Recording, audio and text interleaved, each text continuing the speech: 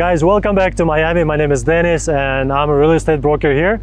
And today I want to talk about new developments and what to look for when you buy at pre-construction projects.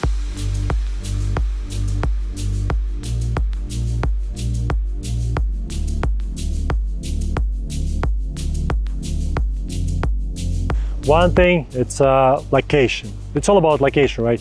In Miami, parts of Miami, they are super different from each other.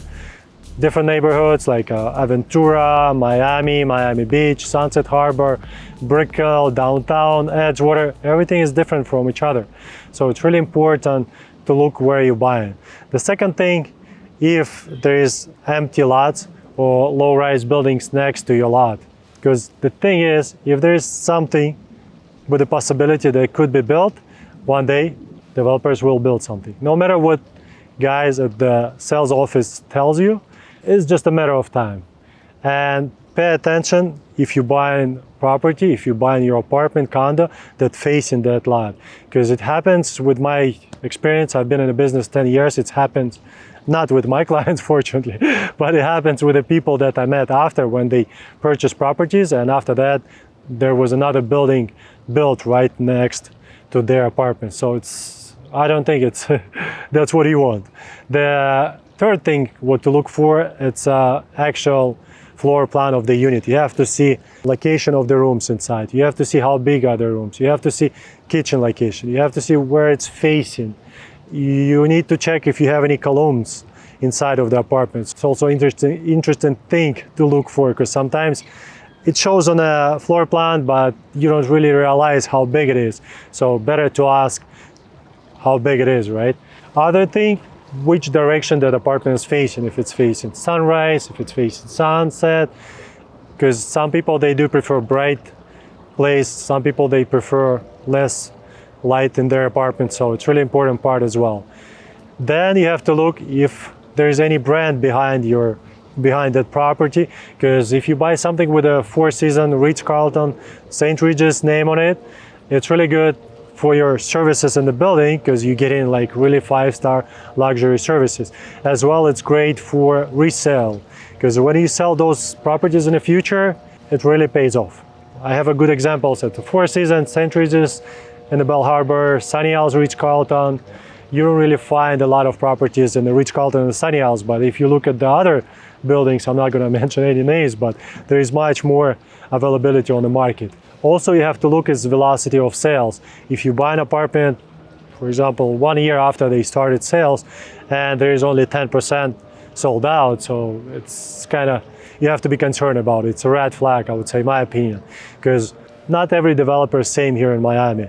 Some developers, they are new, some developers, they are very, very established and with decades of experience. And about developers, also pay attention to developers, as actually your broker have to pay attention to developers.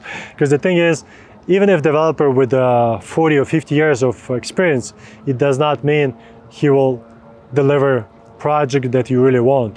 Because sometimes developer, they do build on a mass scale, they just build, but they don't really think about every detail that much, or every apartment or every project.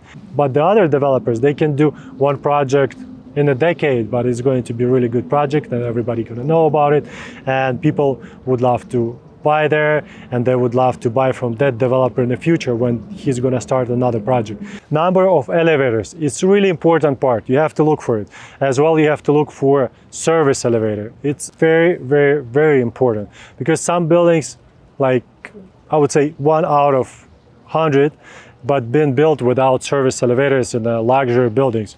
And I know some clients who's been living there and they really complain about it, because it's a nightmare when you want to move in something, or when you do construction inside of the unit and there is a contractors and residents, they use the same elevator, and you have to wait like 15 to 20 minutes for your elevator to go up or go down.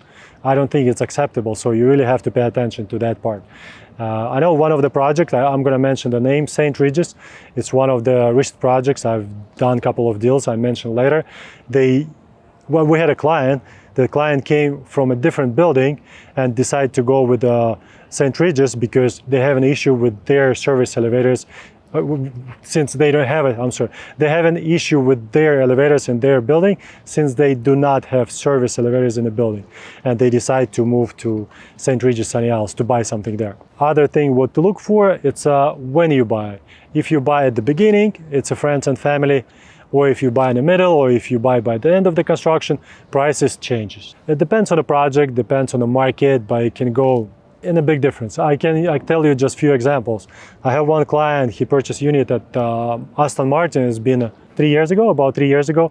It was a unit for 1,010,000 on the 17th floor. Now same unit selling at Aston Martin on 36th floor for 2.3 million. So it's I would say 100,000 per floor difference, about 200K, plus it's a double price within 3 years.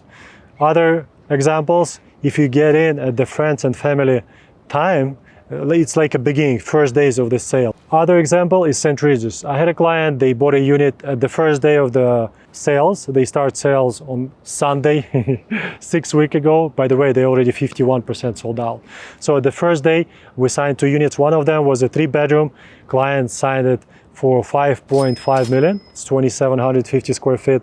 And now the same unit goes over 6 million within like a month and a half. And I can give you more and more examples like that because we do a lot of pre-construction projects, me personally, and of course my team that works with me. It's really important to look when you buy. If you buy just for investment purposes, then you have to buy at the beginning of construction. If you buy to live for yourself and you need something to be ready within a year or 6 months, then it's a different story.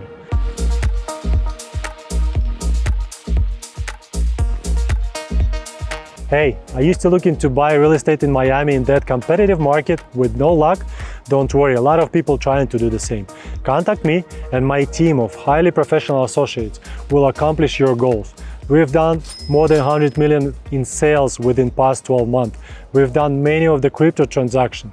So no matter how hard is your deal, how complex it is, we'll make it happen. My name is Denis. I'm waiting for your call.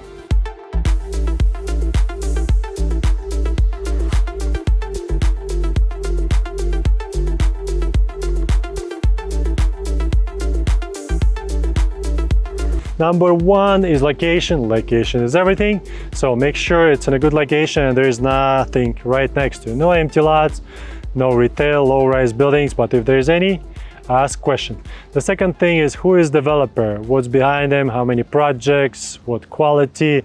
Find out about it and ask about feedback about those projects.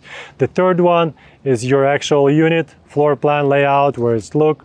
Maybe it's facing the east, sunrise, sunset, maybe it's facing a future building that's going to be right next to you. The next thing is the brand, if there is any brand behind it. It's really important part as well. One more thing is number of elevators, residential elevators as well, if there is any service elevators, but they must be there, trust me.